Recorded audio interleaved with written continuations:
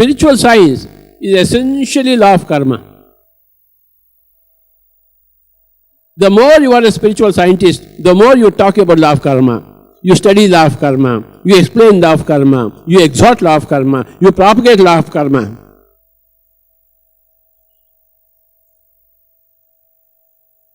In the pyramid spiritual society movement, there is no word God. There is law of karma. Buddha never used the word God. For Buddha, there is no Rama, there is no Krishna, there is no Vishnu, there is no Brahma, there is no Ishvara. And there is only karma for Buddha. As you think, so you become. As you speak, so you become. As you eat, so you become. As you interact with others, so you become. As you listen to others, so you become. As you see others, so you become.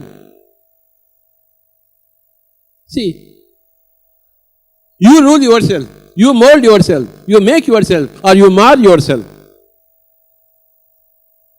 Either you progress because of you, or you sit back because of you. If you want leisure, you sit back. If you want work, you work hard. Depends upon you. Where you want to be, how you want to be. In spiritual science, you will never find the word God. G-O-D does not exist. What does exist? Law of karma.